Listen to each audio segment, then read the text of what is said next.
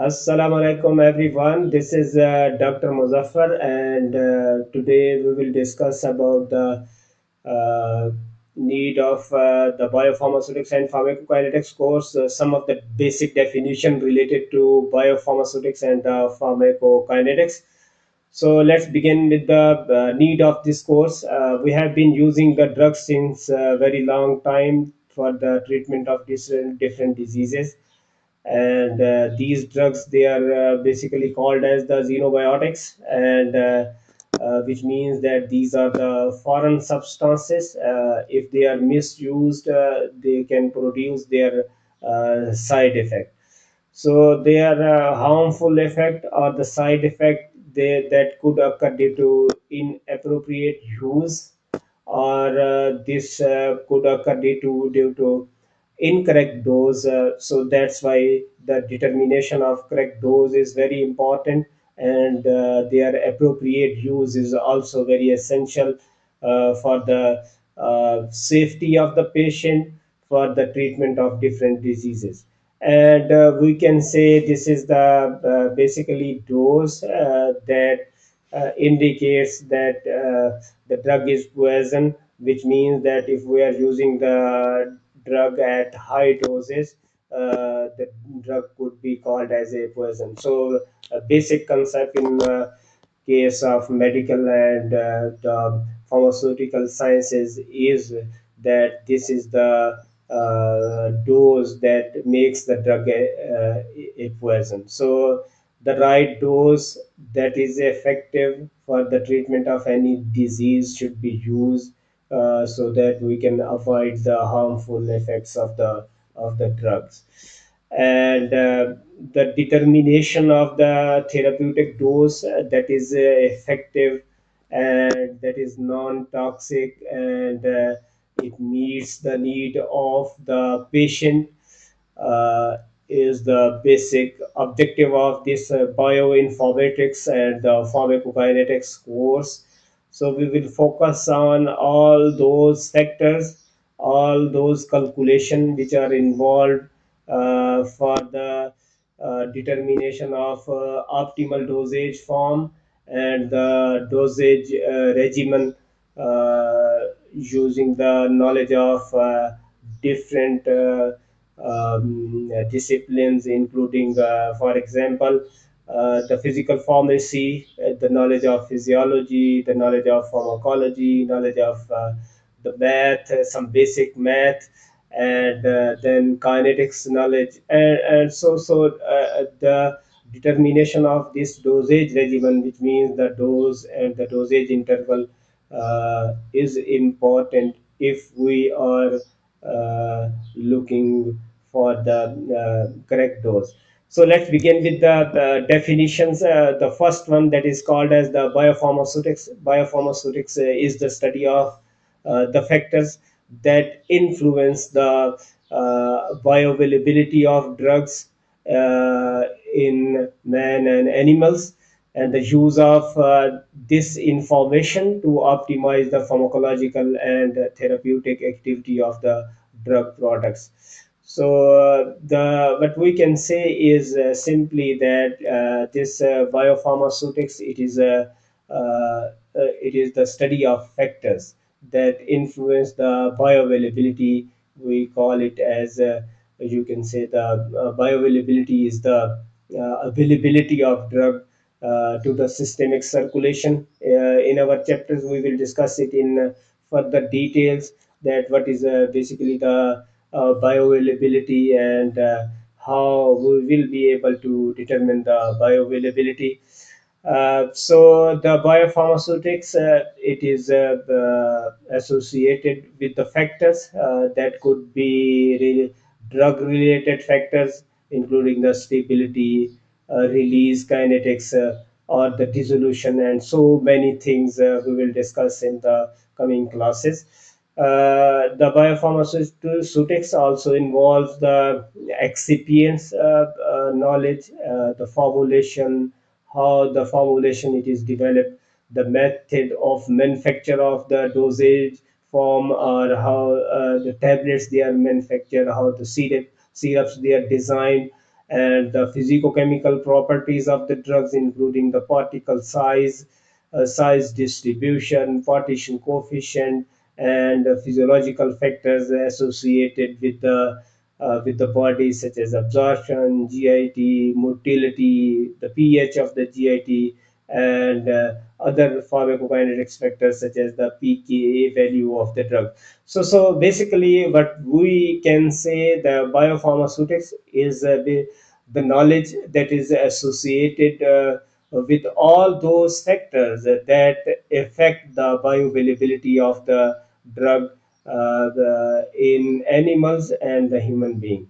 And the goal of this biopharmaceutical study is to develop the dosage form uh, that provide the optimal characteristics, so that the drug or the dosage form has the maximum availability of the drug inside the systemic circulation.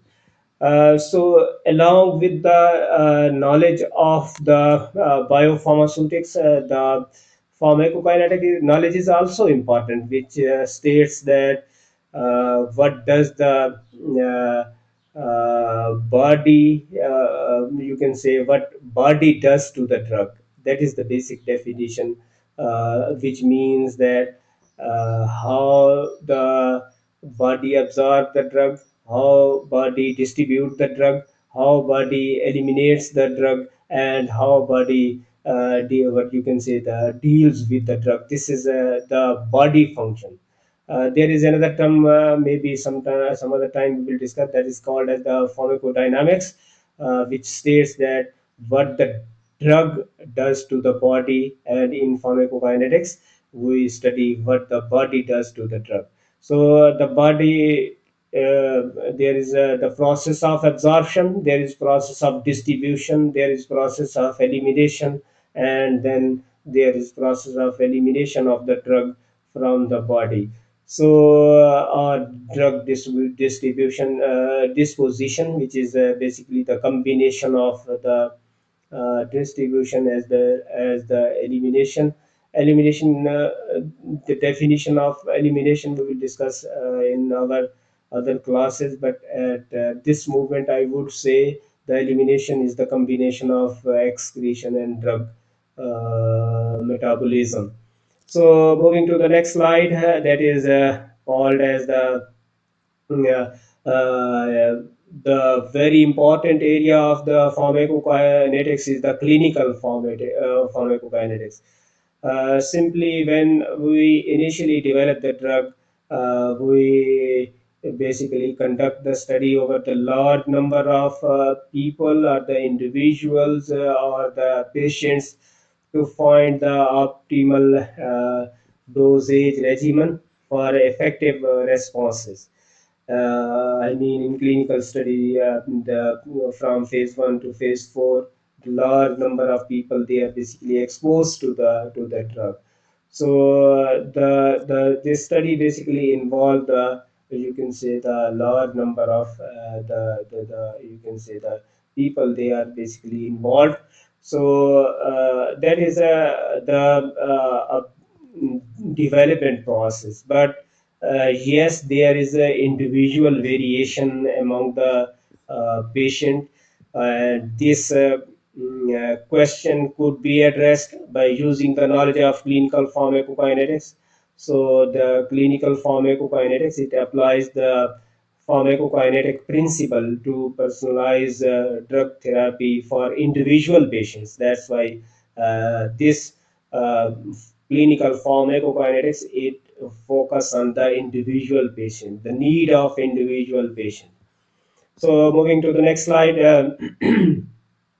it uses this clinical pharmacokinetics uses the knowledge of patient specific factors and disease condition to have the optimized dosage that will be effective in that specific patient.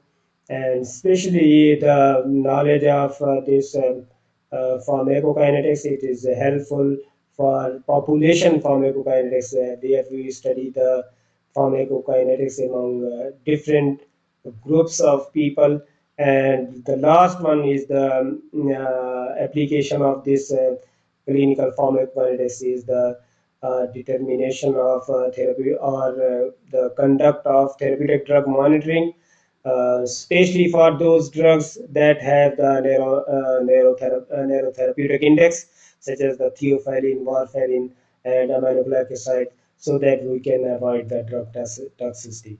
So this is, you can say, the basic introduction of this course, the need of this course, the biopharmaceutics knowledge is important because we need the our drug in appropriate dose, and the duration of the administration, which is both they are called as the dosage regimen, the dosage form.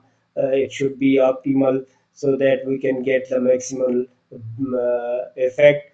Biopharmaceutics is all about the factors that affect the bioavailability of drugs, and the pharmacokinetics is all about the absorption, distribution, drug metabolism, and the elimination.